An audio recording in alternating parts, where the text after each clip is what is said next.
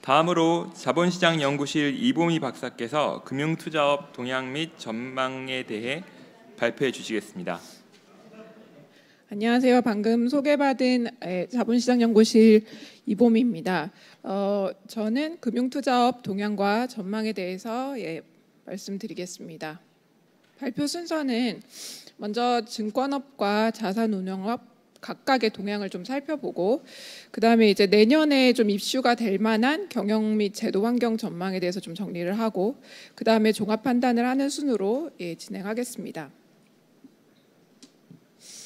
먼저 증권업 동향입니다. 증권사 이제 수익성은 이제 작년에 워낙 업황이 안 좋았었기 때문에 이제 올해 상반기에 이미 작년 수준의 영업이익과 당기순이익은 초과한 상황입니다. 그래서 이런 상반기 추세가 지속이 된다면 이제 뭐 올해는 작년에 비해서는 훨씬 나은 상황일 것으로 보여지고요.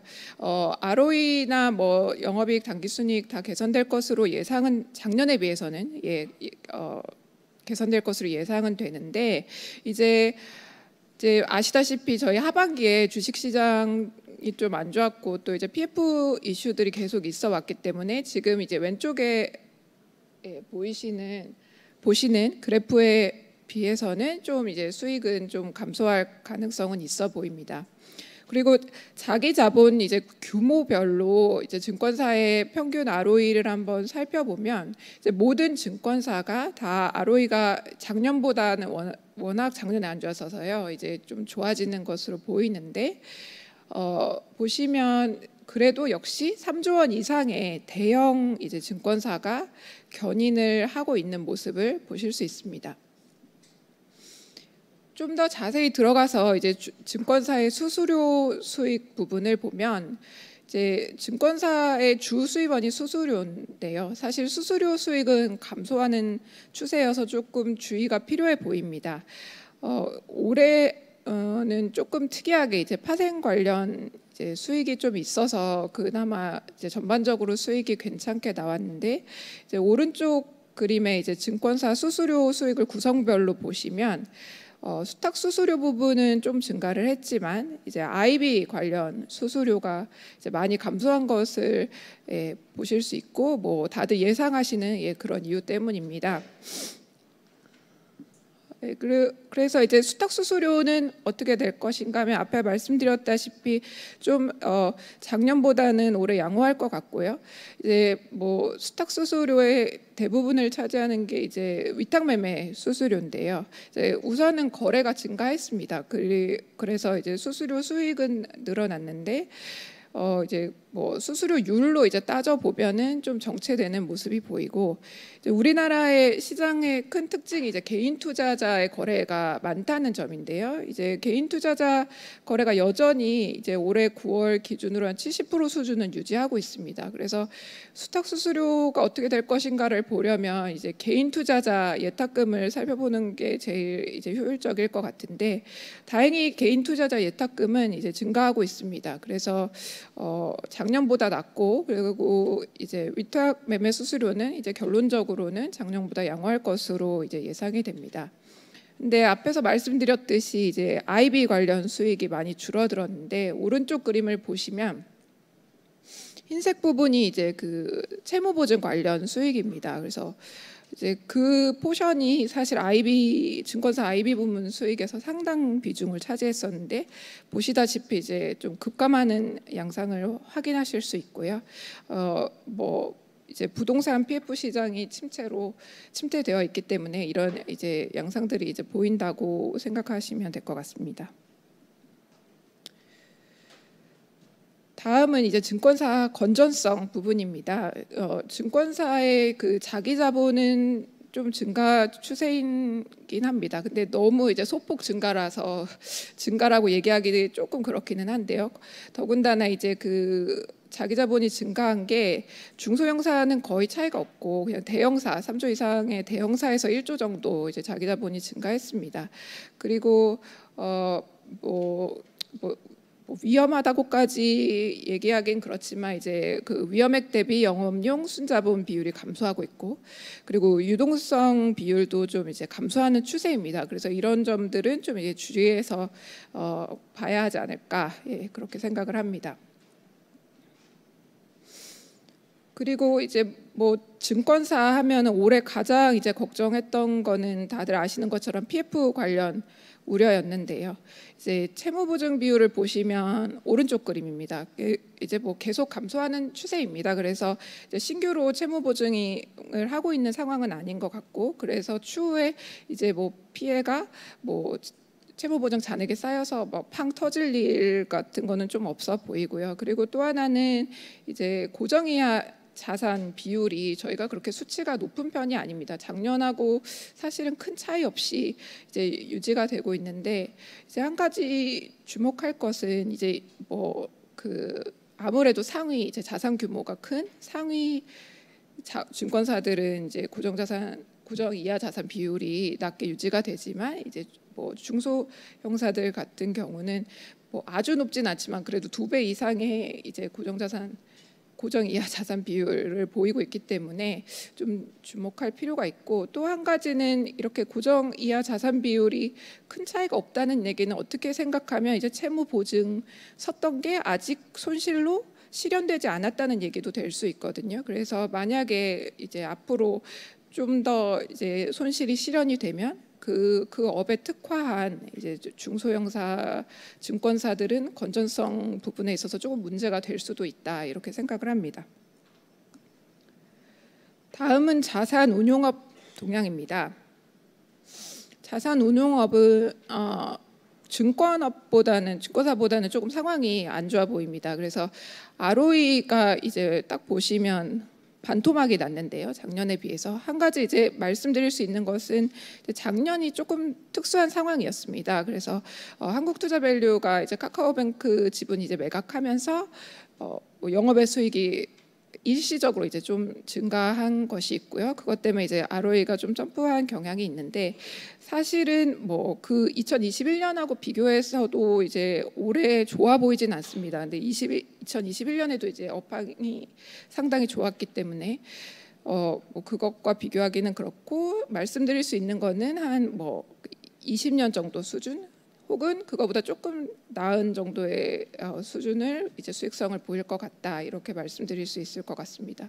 근데 뭐 20년에 비하면 사실 뭐 당기순이익도 늘고 영업이익도 지금 증가한 상황인데요. ROE는 오히려 떨어져서 의아하게 생각하실 수도 있는데, 이게 이제 자기 자본이 이제 20년보다는 우리 증권사들이 자기 자본이 좀 증가해서 그런 경향이 있습니다.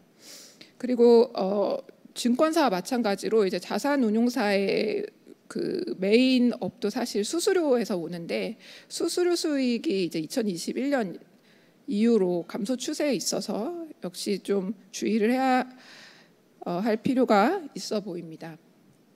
그래서 자산운용사의 이제 메인 이제 업이 사실 펀드인데요. 펀드 운용 자산 규모는 사실 계속 증가해 왔습니다. 특히 이제 뭐 대체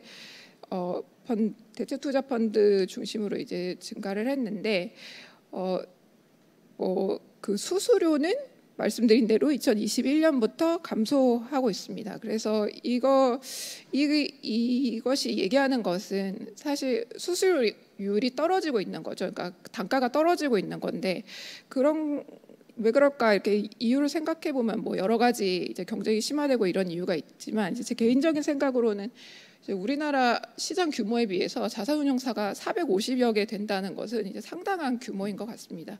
그리고 다들 뭐 잘 아시겠지만 이제 뭐 저희 이제 판매사와 이제 운용사 간의 그런 바게닝 파워에 있어서 이게 균형을 잘 이루고 있지 못하기 때문에 사실은 이제 자산운용사들이 조금 더 열위에 있습니다. 그래서 아마도 이 그래프가 일부 설명하는 것은 이제 자산운용사가 이렇게 가격 인하 경쟁 이런 것들을 이제 통해서 이제 업을 좀 이어가고 있지 않나, 그리고 그런 것들은 좀 장기적으로 자산운용업의 발전을 위해서 바람직하지 않지 않나 하는 이제 개인적인 생각을 좀 합니다.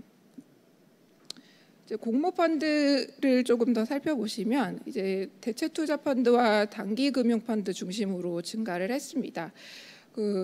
그래서 이제 수탁고가 증가를 했는데 문제는 이제 주식형, 혼합형 이런 우리 일반적으로 우리가 생각하는 그런 펀드들입니다. 그래서 오른쪽 그림을 보시면 순자산 변동으로 봤을 때도 채권형이나 단기금융 그리고 파생상품 관련한 펀드들은 순유입이 있었는데 이제 주식형에 이게 이렇게 그 바가 올라온 이유는 사실 그 가격 변동 때문이거든요. 사실상 유입이 거의 없었고 혼합형은 오히려 유출이 있었습니다. 그래서 말씀드릴 수 있는 건 이렇게 주식형, 혼합형, 뭐 재간접형 펀드들은 확실히 성장이 정체되어 있다. 그렇게 말씀드릴 수 있겠습니다. 그렇지만 이제 ETF는 또 지속적으로 성장을 하고 있습니다. 이제 공모 펀드 중에 뭐 유일하게 잘 되는 거는 유일이라고 하긴 그렇지만 ETF인 것 같습니다. 그래서 ETF 성장이 상당히 빠른데요. 뭐 ETF가 워낙에 이제 거래 편의성도 있고 비용도 일반 공모 펀드에 비해서는 이제 낮은 편이기 때문에 판매 수수료 같은 게 없어서 이 ETF가 유행하는 것은 우리나라만의 현상은 아닙니다. 그래서 전 세계적인 현상인데 이제 우리나라에서는 유난히 좀 빠르게 이제 성장을 하는 편입니다. 그래서 이제 뭐 ETF가 빨리 성장하는 나라 중에 하나가 이제 미국인데 미국도 전체 오픈엔드 펀드 중에서 ETF가 차지하는 비중이 20% 내외거든요. 근데 우리나라는 지금 30%까지 이제 올라와 있는 상황이니까 상당히 이제 ETF의 성장이 빠르다는 거를 이제 보실 수 있고 그리고 오른쪽 그림을 보시면 역시나 펀드의 자금 유출입에 있어서도 그냥 일반 공모 펀드는 유출이 거의 뭐 대부분이고 유입이 일어나는 거는 ETF를 통해서 일어난다는 것을 보실 수 있습니다. 그래서 이 같은 공모 펀드지만 상당히 다른 양상을 나타내고 있다라는 것을 말씀드릴 수 있을 것 같습니다. 다음은 이제 자산운용사의 건전성 부분입니다. 그래서 자산운용사의 자본총계는 이제 자기자본총계는 작년 대비해서는 좀 감소를 했습니다.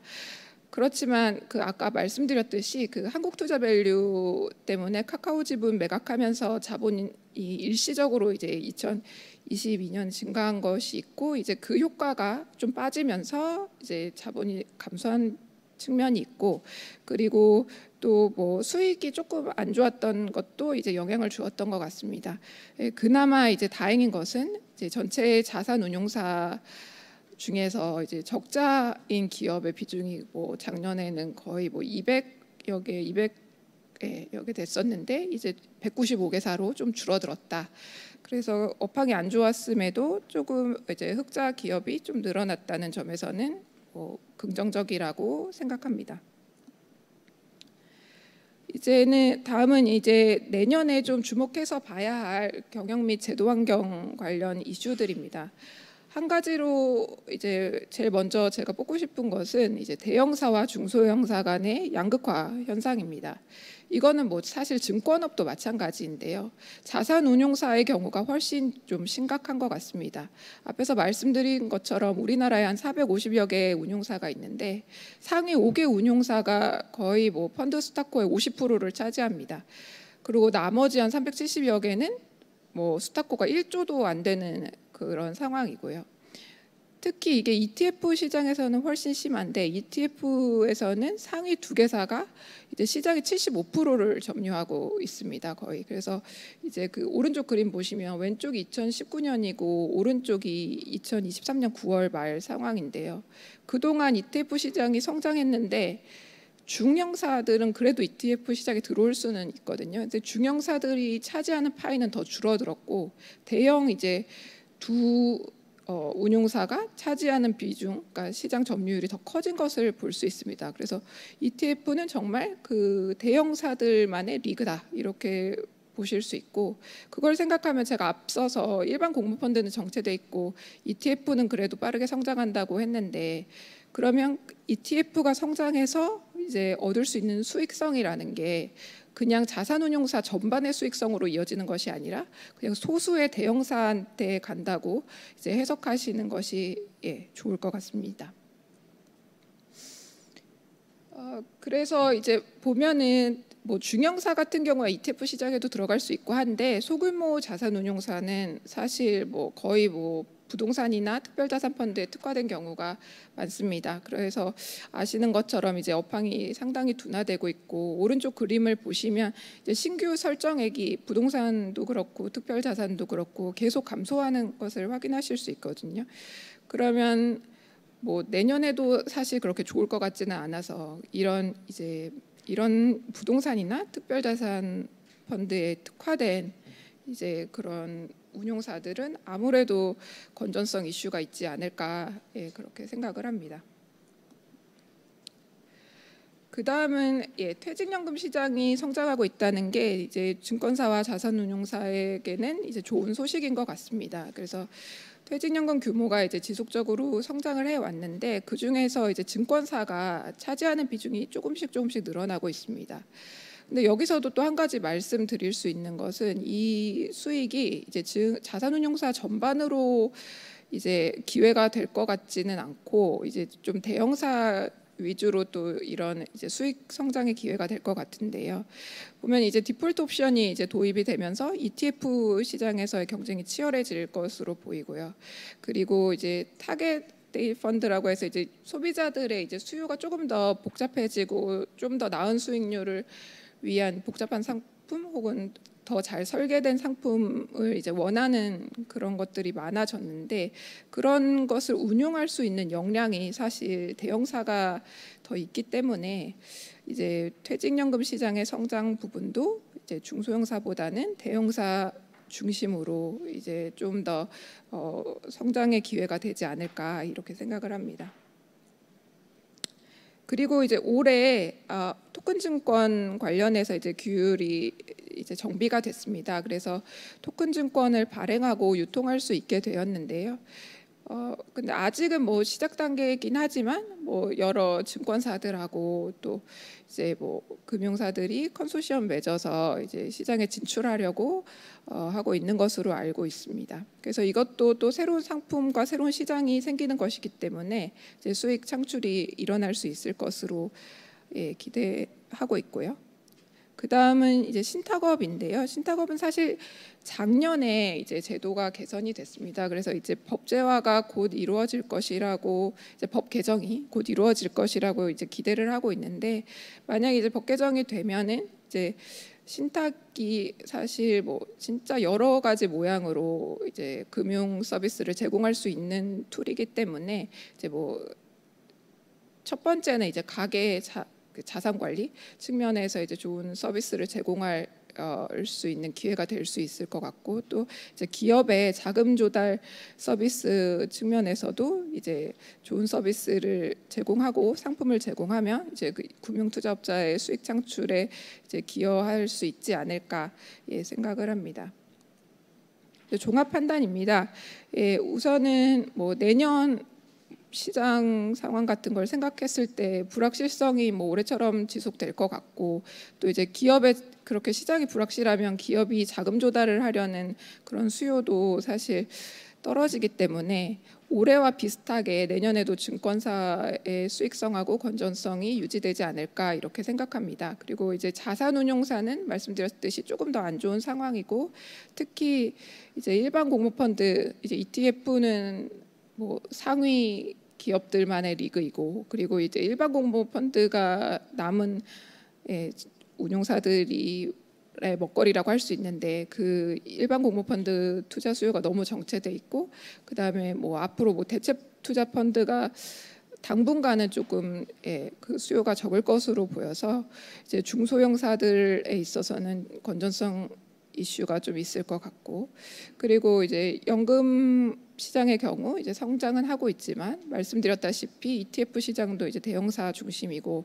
또 이제 금융 지주 계열사나 이제 대형 운용사들은 안정적인 이제 판매 채널을 확보하고 있어서 이 이제 뭐 그 연금 펀드 시장에서 이제 확장을 할 수가 있는데, 사업을 이제 중소형사들은 그러기 어려운 측면이 있습니다. 그래서 이러한 기회들도 약간은 이제 중소형사보다는 대형사들에게 기회가 되는 그런 것이 아닐까, 이렇게 생각을 하고요. 그다음에 뭐 신탁업과 뭐 그 STO 관련해서 토큰 관련해서는 뭐 새로운 금융 상품을 개발하고 이제 시장을 개척하는 기회는 될 수 있을 것 같습니다. 그리고 시장을 선점하는데도 이제 투자를 해야 될 것 같고요. 하지만 이제 너무 초기 단계이기 때문에 초기에는 아무래도 이제 수익을 당장 기대하기보다는 이제 투자 비용이 많이 들기 때문에 아마 내년의 수익으로 이제 이어지기는 어려울 것으로 보입니다. 이상으로 발표를 마치겠습니다.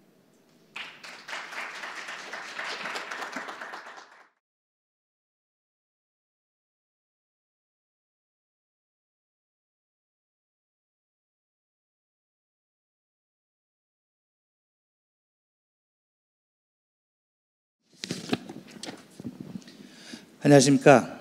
제3주제 금융투자업 동향과 전망 패널 토론 사회를 맡은 연태원입니다. 먼저 토론에 참석해 주신 패널들을 소개해 드리도록 하겠습니다. 앞선 세션에서는 패널분들이 많아서 모아서 박수를 쳐드렸는데 매번 박수 쳐주셔도 무방합니다. 먼저 고영호 금융위원회 자산운용과장님 참석해 주셨습니다. 고유선 신한금융그룹 미래전략연구소장님 참석해 주셨습니다.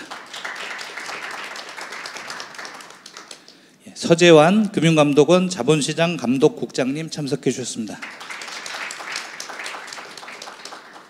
서철수 미래에셋증권 리서치센터장님 참석해 주셨습니다. 이창화 금융투자협회 전무님 참석해 주셨습니다. 본격적으로 토론을 시작하기에 앞서서 토론자분들과 내년도 시장 전망과 관련해서 간략히 좀 의견을 나눠봤으면 좋겠습니다. 사실 저희가 이제 동양세미나 금융시장 전망 파트가 어제 진행됐습니다. 그래서 저희 연구원의 김남종 박사는 이제 올 하반기 금융시장을 대외 불확실성이 확대되고 국내 업황이 부진하고 금융 불안 요인들이 지속되면서 시장 모멘텀이 둔화된 상황이다라고 평가를 했고요. 내년에도 올해와 유사한 흐름 속에서 시장은 완만한 반등의 신호를 확인해가는 장세일 것이다, 이렇게 예상을 했습니다. 예를 들어서 주식시장은 이제 올해 하반기 수준에서 등락을 하다가 경기 회복세 그리고 이제 국내외 통화정책 전환 시점을 전후로 해서 소폭 상승할 가능성이 있고 변동성은 올해보다는 다소 확대될 것으로 예상한다, 이런 견해를 밝혔고요. 채권시장은 일단 미 연준의 고금리 장기화 기조가 강화되면서 금리 인하 기대가 후퇴하긴 했지만 어떻게든 내년 중에는 정책금리 인하가 가시화되면서 시장금리도 하락할 전망이다. 다만 이제 금리 변동성은 높게 유지될 것이고 수급이 크게 완화되지는 않더라도 외국인 채권 수요가 유지될지에 대한 우려는 있다. 그리고 여러 불확실성으로 인해서 신용 스프레드가 축소되려면 상당한 시간이 필요할 것이다. 대충 이러한 내용으로 어제 발표를 했습니다. 청중대에 아마 어제 또 못 오신 분들도 있을 것 같아서 제가 일단 정리를 해드렸고요. 아무래도 내년도 금융투자업 전망을 얘기하려면 이 부분에 대해서 저희가 같이 이제 공통된 의식을 좀 가질 필요가 있을 것 같다는 생각이 들었습니다. 그럼 이렇게 제시된 저희 전망에 대해서 고유선 소장님과 서철수 리서치센터장님 생각을 한번 들어봤으면 싶습니다. 뭐 당연한 얘기지만 다른 분들께서도 의견 있으시면 절대 주저하지 마시고 언제든 말씀해 주시면 감사하겠습니다. 먼저 고 소장님 견해를 좀 들어볼 수 있을까요? 네, 반갑습니다. 저희는 사실 내년에 대한 전망에 있어서는 그 연구소에서 보는 것과 크게 이제 다르진 않은 것 같습니다. 그나마 한 2년 동안 세계 경제를 괴롭혔던, 세계 자본시장을 괴롭혔던 연준의 이제 긴축 어떤 사이클들이 이제 끝나간다라는 점에서는 자본시장에는 좀 위안이 되지 않을까라고 보고 있습니다.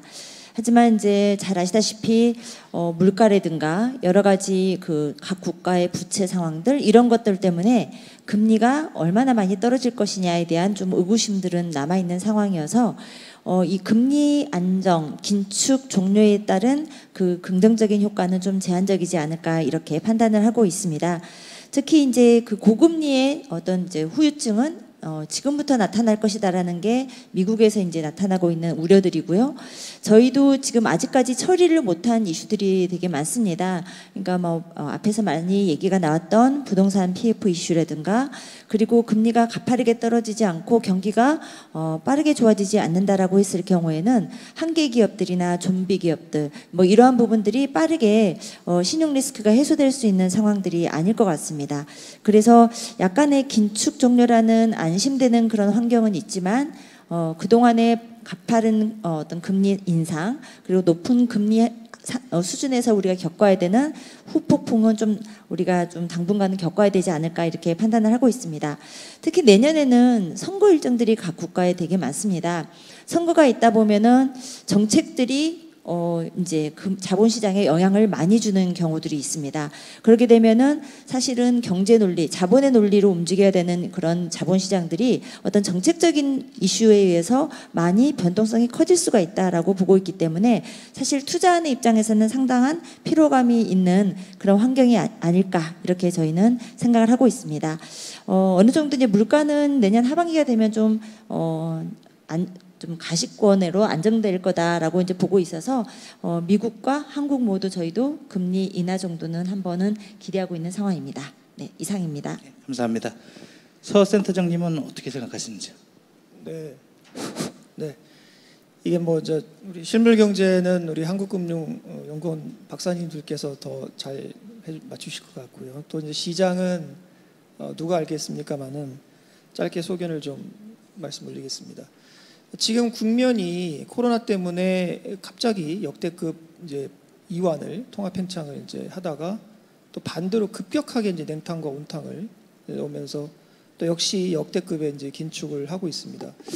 그 여파가 어떻게 될 건지가 이제 드러나는 국면으로 판단을 하고 있고요. 큰 틀에서 시장만 놓고 봤을 때 이제 단기적으로 그와 같은 통화 정책에도 물론 연결이 되겠습니다만 금리나 달러나 유가 3고가 이제 어떻게 되느냐 여기에 따라서 단기적인 영향을 이제 받을 수는 뭐 있겠습니다만은 결국에는 이제 미국 경제가 이제 침체에 빠지는가 이것이 내년에 가장 큰 화두 내지는 중요한 근간 변수가 될 거로 보고 있습니다.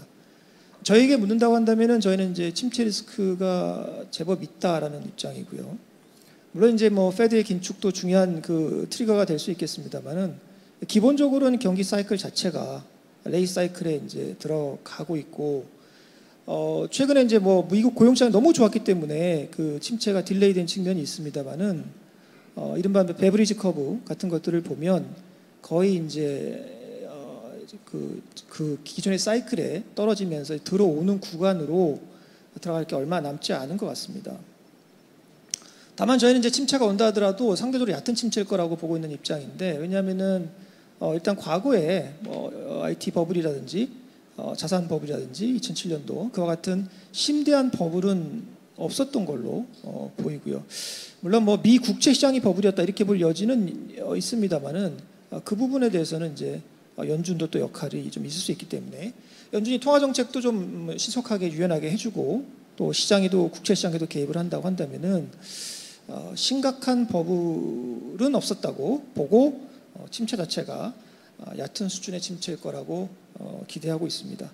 그렇다고 한다면 이제 주식시장 입장에서 이제 조정이 좀 나올 텐데요. 대개의 경우 심각한 버블과 버스트라고 하면은 50% 이상 빠지기도 합니다만은 그렇지 않고 일반적인 경우에는 약 20% 정도 빠지기 때문에 지금 뭐 한 고점에서 한 10% 내외 빠졌기 때문에 비슷한 생각을 좀 나머지 생각을 평균적으로 해볼 수 있을 것 같습니다. 미국 금리하고 달러는 저희도 이제 역시 똑같이 조금 흘러내린다는 입장을 계속 갖고 있는데 물론 이제 미국채에 대해서는 뭐 여러 가지 우려도 있습니다. 그 중에 하나는 뭐 수급도 있지만 현실적으로 이른바 뭐 채권 시장의 자경단이라고 하나요? 그 지속 가능성에 대한 컨선이 있을 수 있는데 조금 좀 긴 얘기인 것 같고요. 그리고 예전에 왕년에 그 채권왕 빌 그로스가 그런 얘기도 하지 않았습니까? 바깥에 나갈 때 셔츠를 입어야 되는데 cleanest dirty shirt라고 하죠. 그래서 이제 그나마 좀 덜 들어온 옷을 입을 수밖에 없다. 미 국채가 대안이 없다라는 이제 얘기를 이제 하는 거죠. 그래서 저는 이제 그 안전자산 선호 현상이 좀 나오게 되면 미국 금리는 조금 더 장기 금리 좀 더 빠질 수 있을 거로 이제 보고는 있습니다. 다만 이제 옛날로 돌아갈 수는 없겠고 당연히 그냥 균형금리 자체가 지금 장기적으로 올라 있을 것 같기 때문에 예전처럼은 당연히 안 되겠죠. 달러도 이제 금리 떨어지고 하면은 좀 떨어질 거로는 보고 있습니다. 근데 이제 올해 사실 달러가 유독 강했던 것은 미국만 셌기 때문에 경제가. 근데 내년도에는 미국도 같이 둔화되고 있기 때문에 갭이 좀 줄어들면서 달러도 좀 약해질 수는 있다라고 보는데 뭐 경기가 너무 나빠지면 이제 달러가 세질 수도 있겠죠. 뭐 일단 그건 베이스 시나리오는 아닙니다. 한국은 뭐 잘들 아신 것처럼 내수 경기가 우리 코로나 지나면서 가계 부채가 늘어난 나라가 전 세계 별로 없습니다. 한국은 이제 그렇고 변동금리 영향도 많이 받고 있고 실제로 소매 판매 같은 데이터를 보게 되면은 지금 마이너스로 전년비 빠지고 있는데 이거는 옛날에 외환위기, 그 다음에 IT 버블, 뭐 금융위기, 뭐 코로나 요때를 빼놓고는 이런 급격한 위기 상황이 아닐 때 소매 판매가 마이너스로 빠지는 거는 지금 처음 있는 것 같고요. 기업들은 재고가 거의 외환위기 수준에 필적할 정도로 지금 늘어나 있는 상태입니다. 재고자산 회전도 거의 사상 최저 수준으로 당연히 재고 많으니까 안 팔리고 있다는 건데 그게 이제 기업들의 캐시플로우의 악화로 드러나고 있습니다. 재무제표가 실제로 보이는 것보다는 조금 악화된 측면이 있어 보이고 이게 기업의 현금 흐름이 나빠지게 되면 당연히 재고를 터는 과정에서 수익성도 추가로 악화될 여지가 있지만 심해지면 안정성 이슈도 생길 수가 있습니다. 크레딧 이슈가 될 수 있기 때문에 그게 아마 나쁜 상태가 계속되면은 조금 길어지면은 조금 좀 리스크가 커질 것 같습니다. 수출은 뭐 이제 좀 반등할 거로 저희도 기대를 이제 하고 있습니다. 글로벌 제조업 사이클의 사이클이 바닥을 치고 올라갈 수 있을 거다. 뭐 미국의 지표들 같은 거 보면 이제 그렇게 나오는데 리스크는 이제 미국이 앞서 말씀드린 것처럼 미국 경제 전반이 침체에 빠졌을 때 제조업 사이클만 올라가는 경우는 없었습니다. 물론 이제 코로나를 지나면서 서비스하고 제조업 사이클이 좀 꼬였기 때문에 그게 뭐 다른 움직임을 보일 거라고 기대는 해볼 수도 있겠습니다만 워낙 서비스 비중이 큰 나라이기 때문에 경제 전체가 어려워졌을 때 제조업만 따로 가기가 좀 쉽지 않을 수 있겠다 이런 생각을 좀 갖고 리스크로 보고 있습니다. 그리고 또 하나는 대개 경우 이제 올해보다 내년이 한국 경제도 성장세가 조금 나아질 거라고 저희도 뭐 그렇게 기대는 하고 있습니다만은 역시 리스크 차원에서 미국도 그렇고 유럽도 그렇고 중국도 그렇고 올해보다 내년이 조금 둔화된다고 하는데 한국 경제만 좋아진다고 하기는 조금 좀 생각해볼 여지도 좀 있지 않나 이렇게 보고 있습니다. 그래서 저희는 이제 BOK가 연준이 조금 더 유연한 태도로 뭐 완전히 인하까지는 아니더라도 조금 시그널 정도만 나와도 먼저 BOK는 그보다 조금 먼저 움직이지 않을까라고 보고 있고요. 원달러 환율도 달러가 흘러내리면 당연히 좀 떨어질 수는 있겠죠. 달러가 흘러내리면 당연히. 근데 이제 다른 나라들보다는 로컬 통화 강세가 조금 제한적일 수 있다라고 보는 게 우리나라 예를 들어서 2000년도부터 2023년도까지 23년 동안 우리나라 무역 수지 다 합하면 그 중에 92%는 이제 중국에서 나왔더라고요 데이터가. 물론 이제 중국을 경유해서 많이 수출했을 겁니다. 근데 이제 그 경로가 조금 약화되고 있기 때문에 우리나라의 무역 수지 그리고 그에 영향을 받는 균형 원달러 환율은 과거보다는 조금 올라가 있을 가능성이 있는 거 아니냐 이렇게 추정을 하고요. 그런 관점에서 달러가 흘러내린다 하더라도 원화 강세는 상대적으로 제한될 수 있지 않는가 이렇게 합리적 의구심을 갖고 있습니다. 이상입니다. 감사합니다. 내년도 금투업 전망을 위한 베이스라인으로서 내년도 시장 전망을 두 분께 한번 들어봤고요. 이러한 공감대를 바탕으로 해서 이제 내년도의 금투업 전망에 대한 의견을 좀 나눠보도록 하겠습니다. 먼저 이창호 전무님께 한번 여쭤보고 싶습니다. 큰 그림에서 내년도 금융투자업 업황을 어떻게 전망하고 계신가요?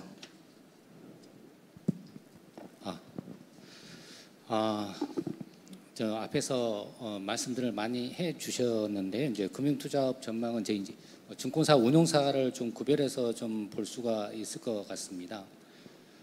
내년도 전망 주식시장, 채권시장이 지금보다는 좀 나아지지 않을까라고 좀 보여지는데 일단 변동성이 좀 커질 수는 있다라고 앞에서도 말씀해 주셨는데 일단 증권사 브로커리지 자체로는 변동성이 커지면은 이제 거래대금 늘어날 가능성이 좀 크고 그리고 어쨌든 간에 개인 투자자가 굉장히 숫자가 좀 늘어나고 있습니다. 그런 상황에서 이제 브로커리지 부분의 수익은 여전히 괜찮을 것 같고요.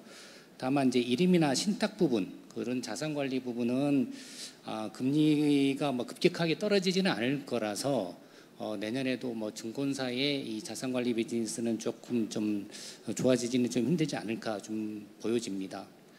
다만 이제 그 내년 이제 지수 주식과 관련해서 이제 지수 저점에 대한 인식이 어느 정도 확산되고 나면은 이제 ELS 같은 구조화 상품에 대한 수요는 좀 늘지 않을까 좀 보입니다.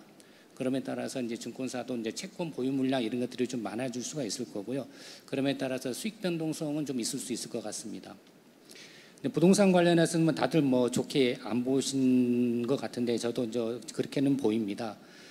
뭐 PF 관련 손실 가능성이 뭐 자기 자본 규모를 대비하면 크지는 않겠지만은 부동산 업황이 좋지 않음에 따라서 이제 관련 비즈니스 부분에서 수수료 수입이나 이런 부분은 상당히 좀 제약이 있을 것 같고요. 그 대신에 이제 다른 비즈니스 기회를 좀 많이 사업 다각화를 통해서 좀 추진하지 않을까 좀 싶습니다. 예를 들어서 비상장 주식이나 벤처 투자 등 이제 이런 것 포함해서 전통적인 주식 채권 부분에 대한 어떤 비즈니스가 좀 늘지 않을까 좀 싶고요. 또 앞에 이제 이보미 박사님 말씀해 주셨지만 이제 어떤 정투사에 대한 정책적 지원은 어떤 계속되고 있기 때문에 어떤 자기 자본을 기반으로 하는 그런 기회를 위해서라도 증권사들의 이제 자기 자본 확대 측면, 그래서 이제 종투사도 또 숫자가 좀 늘어나지 않을까. 자기 자본도 더 키우고 그런 변화가 좀 있지 않을까 좀 보여집니다. 자산운용 관련해서는 앞에서도 말씀 많이 해주셨지만은 이제 채권형 펀드와 ETF 쪽으로는 자금 유입이 좀 기대가 좀 되고 있고요. ETF는 앞으로도 뭐 지속적으로 더 계속 성장을 할 거니까요. 다만 이제 우리 주식형 펀드와 파생형 펀드는 정체가 내년에도 계속 이루어지지 않을까 싶습니다. 특히 이제 지금은 이제 고난도 상품에 대한 규제나 이제 금소법 강화 그런 것 때문에 이제 판매사가 적극적이지 않습니다. 그래서 특히 은행들이 그렇고요. 그래서 앞으로는 이제 자산운용사 펀드는 온라인 펀드와 ETF에 대한 그쪽 중심으로 좀 더 증가하지 않을까 좀 보여집니다. 또 하나 이제 긍정적으로 보이는 것은 앞에서도 말씀을 해 주셨듯이 그 퇴직연금 시장의 성장은 어쨌든 계속 지속이 될 거고요. 디폴트 옵션이 지금 도입이 됐습니다만은 내년도 되면은 이제 지금도 고금리 상황입니다. 지금은 그래서 이제 투자보다는 이제 금리 상품 쪽으로 많이 가고는 있지만은 어떤 금리 하락이 좀 가시화된다고 그런다면은 퇴직연금 쪽에서의 어떤 이제 투자 쪽으로 유입이 기대되고 있는 상황입니다. 네, 이상 말씀드렸습니다. 네, 감사합니다. 같은 질문 저희 서철수 센터장님하고 고유선 소장님께도 좀 드려보고 싶습니다. 아까 이제 시장에 대해서는 전망을 해주셨는데 금투업 전망 혹은 뭐 금투업의 업황을 좌지우지할 키워드 뭐 이런 정도에 대해서 생각하신 바를 잠깐 들어봤으면 합니다. 서철수 센터장님. 네. 이 주제는 전문가도 아니고 잘 몰라서 앞서 말씀드려서 시간을 많이 할애했는데요. 짧게 말씀 올리겠습니다. 뭐 금투업 환경이라고 하는 게 이제 시황의 영향도 많이 받고요. 근데 이제 뭐 내년도에도 쉽지는 않을 것 같긴 합니다. 근데 이제 조금 더 긴 환경에서 보면은 이제 코로나를 지나면서 이른바 금융의 리테일화가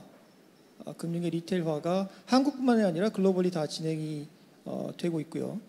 그래서 증권업에서도 이제 그 WM 비즈니스가 많이 중요해졌습니다. 그리고 이런 추세는 조금 더 갈 것 같고요. 특히 이제 뭐 키워드라고 한다면은 맞춤형 서비스 쪽으로 갈 것 같고 거기는 이제 AI나 디지털 그런 쪽에 그 도움도 있습니다. 뭐 예를 들어서 뭐 다이렉트 인덱싱 같은 경우도 준비를 이제 하고 있는 걸로 알고 있고요.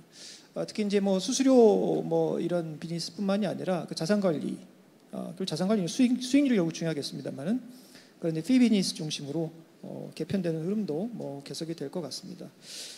다른 뭐 부문들, 뭐 IB라든지 뭐 PI라든지 혹은 뭐 홀세일이라든지 뭐 그런 부분들은 트레이딩이라든지 이런 부분들은 뭐 금리라든지 뭐 이런 그 또 PF 부동산 뭐 등등의 영향을 많이 받는 쪽이라 내년에도 사실은 뭐 크게 그렇게 개선되기는 조금 어렵지 않겠는가라고 보고 일면 뭐 리스크 관리도 좀 하고 있고 그런 상황으로 알고 있습니다. 간단하게 말씀드리겠습니다. 예, 고 소장님께서도 혹시 좀. 예, 저는 약간 이제 증권업이나 운용업계의 어떤 이제 전망을 우리 한국 경제 이제 자금 시장의 어떤 특성을 통해서 한번 이제 유출을 해봤습니다. 근데 잘 아시다시피 지금 이제 고금리 상황에서 자금 운용이 상당히 좀 이제 보수화되어 있는 상황이고 또 잘 아시다시피 이제 상당수의 가계는 또 부채라는 이제 빚에 허덕이고 있는 그런 상황입니다. 그러다 보니까 이제 이 자산을 운용하거나 이제 이게 거래를 해야 되는 이제 증권사나 운용업계에서도 이 자금의 보수와 내지는 또 자금이 어느 정도 이 레버리지가 포화 상태에 있다 보니까 활발하게 이제 움직이기 어려운 그런 상황이 있다라고 저희는 보여집니다. 그러다 보니까 이제 은행이나 증권은 이제 고소득이나 고자산가를 타겟으로 한 이제 운용이나 고객 관리에는 큰 차질은 없겠지만은 이러한 이제 어떤 그 전반적인 광범위한 투자자 어떤 활동들을 활성화시키기에는 시장 상황들도 사실은 불확실성들이 좀 여전히 많은 편이고 가계 여력들도 좀 이렇게 충분치는 않을 것 같다라고 생각을 하고 있습니다. 그리고 이제 무엇보다도 그 동안에는 이제 시장에서 좀 매력적인 상품들, 그러니까 공모펀드에 좀 실망했던 투자자들은 수수료가 싼 ETF로 한번 이제 우리가 이제 자금들이 몰려왔던 그런 경험들이 있고요. 패시브형의 이제 ETF에서 또 테마형 ETF로 자금들이 이제 많이 갔던 경험들이 있는데 사실 그러한 것들이 지속적으로 어떤 그 투자자들의 자산을 증식시키거나 또 특히 이제 우리가 고령화 사회에서 퇴직연금이나 그리고 우리가 은퇴 자금들을 좀 축적해야 되는 그런 상황인데 우리나라의 투자 패턴들은 가계의 자산들을 축적하는 데는 그닥 기여를 못했던 게 사실인 것 같습니다. 그러다 보니까 이제 실질적으로 내년의 투자 환경에서 얼마나 적극적으로 또 가계가 이런 투자 활동을 할 수 있을 것인가에 대해서는 조금 저희는 좀 보수적인 그런 관점을 가지고 있고요. 그러한 관점에서는 조금 이제 증권이나 운용업 모두 좀은 보수적인 성장세가 예상이 된다. 그리고 이제 경쟁은 그 안에서 더 좀 치열해지지 않을까 이렇게 판단을 하고 있습니다. 예, 감사합니다. 사실 뭐 내년도 전망을 얘기하시면서 몇 가지 사실 과제에 대해서도 어떻게 보면 또 말씀을 해주신 측면이 있는데요. 하여튼 이런 전망을 염두에 두고 증권업 혹은 자산운용업 각 업권에서 어떠한 전략과 구체적인 실행 과제들을 진행시키면 좋을지가 결국은 관건일 것 같습니다. 이창호 전무님, 혹시 금투협 차원에서는 내년도에 금융투자 회사들이 어떤 전략적 행보를 보여줄 것으로 예상하시나요? 아니면 뭐 전략적 행보가 필요하다고 생각하시는 부분, 그리고 아니면 금투협 차원에서 생각하고 계시는 뭐 주도적으로 끌고 가실 그런 이니셔티브들 같은 것들은 또 어떤 게 있을지 한번 여쭤보고 싶습니다. 이게 이제 그러면 이제 미리 사전에 질문을 좀 알려주신 그 전체 장기 발전 방향 재원과 좀 별도로 분리해서 좀 말씀 먼저 드리면은 일단 증권사는 그렇습니다. 증권사는 지금 이제 글로벌 경쟁력 강화 차원에서 지금 이제 정부에서 이제 제도를 개선해 주신 것도 많습니다.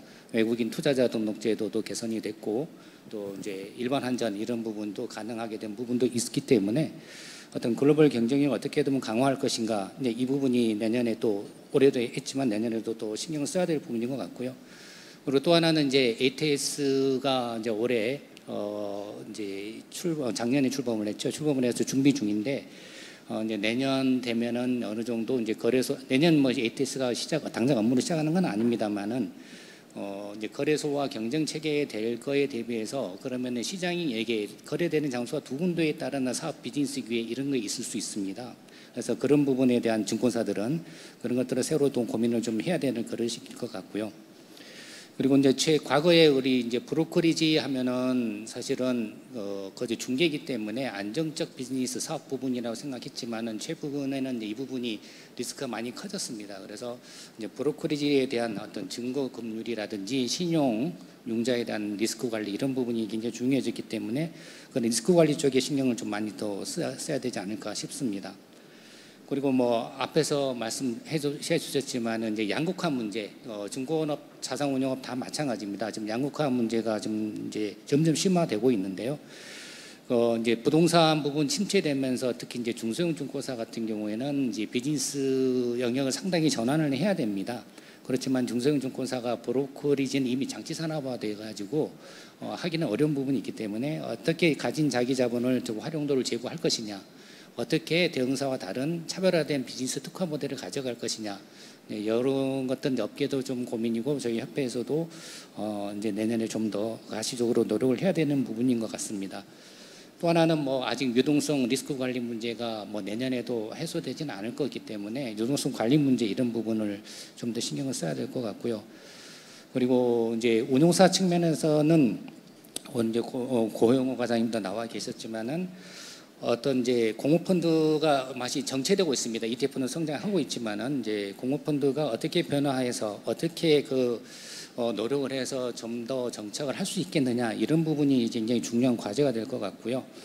그리고 이제 대형 운용사나 계열 금융주주 계열이 아닌 그런 그 운용사 같은 경우는 이제 판매 채널 문제가 굉장히 심각합니다. 새로운 판매 채널을 구하기 어려운 그런 문제가 있기 때문에 이 마찬가지 중고사 마찬가지로 중소형사 부분에 대해서는 어떻게 이제 판매 채널이라 아니면 수탁사는 조금 해결이 되고 있습니다. 이제 중투사가 프라임 브로커지 업무를 하면서 좀 수용을 하고 있기 때문에 해동 좀 해결은 되고 있지만 이제 그런 문제가 좀 준비할 거고요.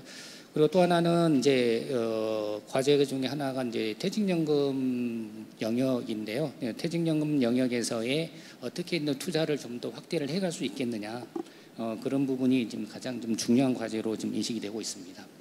예, 감사합니다. 저희가 일단 시장과 관련한 이야기를 먼저 들어봤습니다. 사실 뭐 금융에 있어서 특히 또 자본시장에 있어서는 금융당국의 감독 방향이나 정책적 이니셔티브들이 가지는 중요성에 대해서는 뭐 아무리 이야기해도 부족함이 없을 것 같습니다. 서정환 국장님, 올 한 해도 자본시장에 굵직굵직한 사건들이 많아서 정말 바쁜 시간 보내셨을 텐데요. 내년도 자본시장과 관련한 금융감독의 큰 그림에 대해서 한번 들어봤으면 합니다. 부탁드리겠습니다. 네. 증권산업의 경우에 아까 뭐 수치상으로는 이보희 박사님 말씀 주셨듯이 뭐 수익성과 건전성이 그렇게 나빠 보이지는 않습니다. 현재 이제 부동산 PF 연체율 같은 경우에 있어서 약간 이제 증권업 비율이 높다 보니까 좀 우려가 있는데 아까 이창화 전문님 말씀 주셨듯이 현재 이제 증권사 자기자본 대비해서는 충분히 현재로서는 감내 가능한 수준이다. 저희 그렇게 평가를 하고 있고 감독 당국도 노력을 하고 있고 또 업계도 문제가 생기지 않도록 노력하고 있습니다. 그래서 저희가 이런 작년에 한번 이제 증권사가 약간 위기를 겪었었는데 그래서 앞으로는 유동성이나 이제 증권사의 건전성 문제가 어떤 경제 어떤 트리거가 되지 않도록 이제 그거를 이제 관리 감독하는 거를 저희 이제 중요한 감독 방향을 삼고 있습니다. 다만 이제 감독자의 시각에서 본다면 올해 이제 여러분 다 아시지만 이제 증권 산업을 한번 특징을 저희가 감독자의 시각에서 주어진다면 관리 실패에 따른 시장의 어떤 신뢰 훼손이라고 저희가 좀 말할 수 있을 것 같습니다. 저희가 아직 검사 제재가 좀 진행 중이고 최종 결론이 나지는 않았지만 여러분들 다 아시지만 랩심탁 관련해서 어떤 소위 돌려막기의 돌려막기 그다음에 일부 IB 관련 임직원들의 그 내부 정보를 활용한 어떤 사익 추구 행위, 그다음에 뭐 애널리스트 등을 포함한 증권사 내부 직원들이 관여된 어떤 시세 조정, 그다음에 가장 최근에 큰 규모의 이제 미수거래 이제 상황이 생겼는데 이런 상황들은 어떻게 보면은 이제 그동안의 관행이란 명분 하에서 어떤 불법행위가 자행된 부분도 있었고 솔직히는 저 좀 20년 넘게 근무를 해봤지만 좀 이해가 되지 않는 행태들도 많이 있었습니다. 또한 부동산 경기 호황 시에 증권사들이 이렇게 이제 표현을 하면 좀 그렇지만 다소 이제 실질적인 어떤 듀 딜리전스나 이런 거 없이 네가 하면 나도 한다식의 어떤 다소 이제 무분별한 이제 분명히 투자가 이루어졌었고 해외 대체 투자, 부동산 PF에 대해서 거기에 대해서 그 결과가 지금 일부 증권사에 굉장히 압박으로 지금 작용하고 있는 것도 사실입니다. 또한 여러분들 이제 최근에 보셨지만 국회나 언론 등에서 부동산 시장이 매우 어려운데 겨우 부동산 PF에 관련해서 또 과도한 성과급이 직원들한테 배부가 됐다. 또 이런 이제 굉장히 우려 섞인 시각도 있는 게 사실입니다. 최근 이렇듯 일련의 증권가에서 벌어진 상황들을 간통하는 것은 결국에는 명백한 리스크 관리 내부 통제 실패라고 볼 수 있습니다. 여기 계신 분들 너무 잘 아시지만 근본적으로 손실이 가능한 금융투자 상품을 취급하는 증권사는 신뢰가 매우 중요합니다. 그래서 자본시장법도 보면 신성실 의무, 적합성, 적정성, 설명 의무 모두 이런 게 다 신뢰를 법제화한 것입니다. 그런데 최근에 어떤 상황들이 어떤 이런 법상 의무로뿐만 아니라 증권업의 어떤 직업 윤리라고 볼 수 있는 그런 이제 신뢰들이 스스로 지금 훼손하고 그로 말미암아서 투자자와 시장으로부터 신뢰를 스스로 잃어가는 그런 형국이 아닌가 싶습니다. 당연히 이에 따라서 당분간 증권업에 대한 감독은 증권사의 내부 통제와 리스크 관리 체계, 역량을 강화하는 것에 보다 더 주력할 것입니다. 그렇게 할 수밖에 없는 솔직히 말씀드리는 상황입니다. 제가 증권 감독 업무를 좀 꽤나 오래 해봤는데 제가 시장분들에게 주로 듣는 말들이 있었습니다. 뭐냐면 자본시장은 증권회사는 자율의 영역이 많다. 가만히 두면 훨씬 더 발전한다. 감독은 좀 서서히 해도 된다. 당연히 동의하고 또 당연히 존중합니다. 다만 그거를 스스로 입증하지 못하면 그거는 그 결과는 또 감독 당국에서 타율적인 규제가 들어갈 수밖에 없는 것입니다. 왜냐하면 시장 실패를 막기 위해서 감독이 이루어지고 있는 것이니까요. 그래서 저희는 뭐 지금도 그랬고 앞으로 또 내년에도 역시 자체적으로 증권회사가 증권업이 신뢰를 구축하는 내부 통제, 그다음에 리스크 관리 체계가 구축되고 그다음에 제대로 운영될 수 있도록 더욱더 노력할 생각입니다. 이상입니다. 예, 감사합니다. 사실 이미 아까 그 이보미 박사님 발표할 때도 언급돼 있었는데요. 그 증권업도 증권업이지만 어찌 보면 이제 자산운용업이 내년도에는 더욱 중요한 기로에 서 있는 거로 보여집니다. 아직 내년도 업무 계획이 공식적으로 정립된 사항은 아니겠지만 고영호 과장님께 내년도 자산운용업 관련 정책 방향이나 과제들에 대해서 현재 고민하고 계신 바를 좀 들어보는 시간을 가졌으면 합니다. 예, 제가 일단 자산운용업 제가 맡고 있는 부분에 대해서 얘기 드리기 전에 제가 이게 금년도를 회고하면서 저희 자본국에서 했던 정책들을 생각해 보면 크게 세 가지였던 것 같습니다. 일단 첫 번째가 그 일반 투자자, 일반 주주의 신뢰 회복, 특히나 그 일반 주주에 대한 권익 보호에 집중을 했었던 것 같고요. 두 번째가 그 자본시장의 그 본연적 역할, 그 선순환, 성장 동력의 선순환으로서 어떻게 기능하는데 기여할 수 있을까에 대한 고민이 있었던 것 같습니다. 그리고 마지막으로 언제나 저희한테 있는 디폴트 책무이지만 그 자본시장 안정에 대해서 저희가 고민을 많이 했던 것 같아요. 그래서 일단 그 일반 주주 보호에 대해서 생각을 해보면 몇 가지 변화들이 분명히 있었던 것 같고 저희가 그 기대가 사실 큰 부분이 있습니다. 그러니까 상장 기업이 물적 분할한 뒤에 쪼개기 상장하는 것을 어떻게 그 일반 주주의 피해를 막을 것인가에 대해서 저희가 3중의 보호 장치를 얘기 드리고 그 진행을 하고 있는 상황이고요. 그리고 또 생각을 해보면은 그때 뭐 어떤 회의에서 나왔던 것 때문에 촉발이 됐지만 그 내부자의 그 주식 매매 사전 거래에 대해서 사전 공시를 어떻게 할 건지에 대해서도 저희가 정책 방향을 말씀을 드렸던 것 같습니다. 그리고 뭐 IPO에 대한 허수성 청약에 대한 대응 방안도 저희가 차곡차곡 그 방안을 발표를 하고 진행을 하고 있습니다. 불공정 거래에 관해서도 저희가 지금 기대를 하고 있는 게 있는데 그 자본시장법 개정을 하면서 그 내년 1월부터는 그 과징금이 도입되고 또 부당이득 산정 방식이 법제화되기 때문에 기존의 그 형벌로만 처리를 하면서 사실은 엄격한 그 입증 책임 때문에 이 부분에 대해서 처벌이 잘 되지 않았다면 이 과징금을 통해서 제 불공정 거래에 대해서 더 엄정히 대응할 수 있지 않을까 생각을 하고요. 그 밖에도 그 불공정 거래를 하게 되면 최장 10년간 그 상장 회사의 임원이 되지 못하게 하거나 아니면은 아예 그 금융투자 상품의 계좌를 개설해서 거래를 하지 못하는 그런 행정제도에 대한 법안도 저희가 제출을 한 바가 있습니다.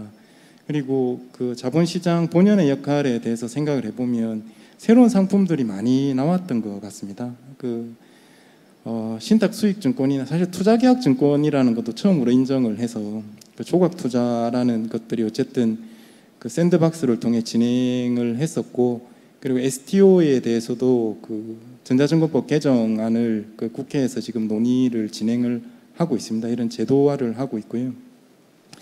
또 무슨 그 뭐 신탁업 혁신 방안도 저희가 제출을 하고 이런 법제화 작업을 진행을 하고 있는데 이런 것들이 좀 변화가 되어서 자본시장이 그 자금 조달이라는 기업의 자금 조달, 혁신 기업에 대한 자금 조달이라는 기능을 하고 또 새로운 상품을 제공을 해서 투자자의 수요를 맞춰주는 그런 기능을 하기를 저희가 희망을 하고 있습니다. 또 뭐 그런 쪽으로 저희가 또 했던 걸 생각해 보면은 뭐 기술기업 상장 특례 같은 것도 해서 초격차 기업에 대해서는 그 상장을 좀 더 원활하게 하는 방안도 진행을 했었습니다. 마지막으로 뭐 하나의 축은 또 금융시장 안정인데 그 자본시장 쪽에서 전년 말부터 이슈가 됐던 것들을 생각을 해보면 그 부동산 PF 역시 그 증권사에서 했던 PF ABCP 문제라든지 아니면은 전년 12월에 있었던 퇴직연금의 머니무브 얘기가 있었습니다. 예, 이런 부분에 대해서 또 감독원에서는 퇴직연금에 대해서 그 행정 지도를 해주셔가지고 전년에 잘 넘어갔었고 현재는 그 머니무브를 막을 수 있는 방안에 대해서 그거를 법규화하는 작업을 진행을 하고 있고 그 마무리 단계에 있습니다. 이 부분에 대해서 저희가 그 유심히 살펴보고 있습니다. 아마도 제 개인적으로는 내년에도 이 세 가지 큰 축에서 자본시장에 대한 정책이 움직이지 않을까라고 제 개인적으로는 생각을 하고 있고요. 그 자산운용 쪽에서 생각을 해본다면 아까 전에 그 전망에 대해서 말씀을 주셨는데 저는 개인적으로 제가 이 금융 쪽 업무를 하면서 이제 저금리가 아니라 금리 레벨 자체가 높은 시기가 오래 가는 게 굉장히 오랜만에 온 것 같습니다. 그래서 예전 같은 경우는 금리가 낮으니까 시킹 알파를 한다고 자본시장 쪽으로 돈이 들어갔다면 현재 일반 투자자들, 개인 투자자들이 그 높은 금리가 있는데 과연 리스크를 쓰고 들어갈 수 있을까라는 생각을 개인적으로 하고 있습니다.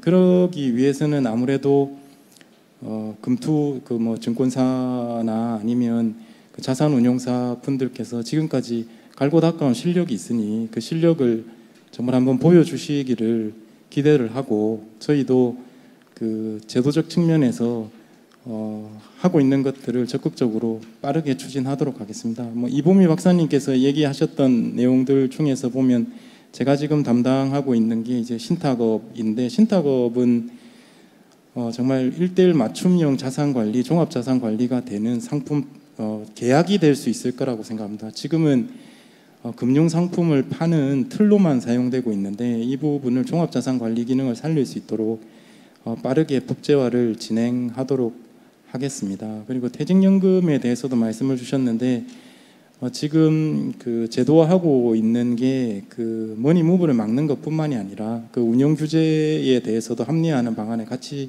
진행을 하고 있어서 그 결국에 지금 노후자산 뭐 그 저성장 고령화 시대에 굉장히 중요한 게 그 노후자산의 확충이라고 저희도 인식을 하고 있고요. 그 부분을 지원할 수 있는 제도는 계속해서 적극적으로 강구하고 추진하도록 하겠습니다. 마지막으로 말씀드리고 싶은 거는 그 서 국장님께서 다 말씀을 주셨는데요. 그 신뢰를 회복하고 내부 통제를 강화하는 거는 정말 이제는 너무너무 중요한 것 같고요. 그리고 그 금융투자업권에서 아까 말씀드린 것처럼 실력도 보여주시고 투자자 보호에 대해서도 정말 최선을 다하는 모습을 보여주시기를 기대하고 그렇게 됐으면 좋겠고 정부도 같이 함께 노력하도록 하겠습니다. 감사합니다. 예, 저희가 지금 그 금융국장님하고 금융인재 과장님 내년도 방향 혹은 뭐 핵심 과제들을 들어봤는데요. 사실 이전무님, 고소장님, 서세단장님께서 이제 말씀하시면서 사실 이 금융위 금감원에 바라는 내용을 언뜻 이제 담아주시긴 했는데 그래도 혹시 이 부분은 조금 입장이나 그런 희망사항을 좀 부탁드리고 싶은 게 있다 하시면은 말씀해 주셔도 좋을 것 같은데요. 제가 세미나를 들으면서 이제 오늘 들었던 개인적인 이거는 질문이고 궁금한 건데요. 우리 이제 운용업계에서 ETF가 그나마 유일한 이제 성장 채널인데요. 말씀하신 것처럼 이제 대형 운용사를 중심으로 해서 ETF가 이제 좀 양극화가 되고 있는 상황입니다. 근데 이제 지금 최근에 약간 특색 있는 ETF 상품들을 많이 내려고 하는 중소형사들이 많은데요. 이게 이제 좀 특색 있고 인기가 있는 ETF다라고 하게 되면 베끼기가 너무 쉽습니다.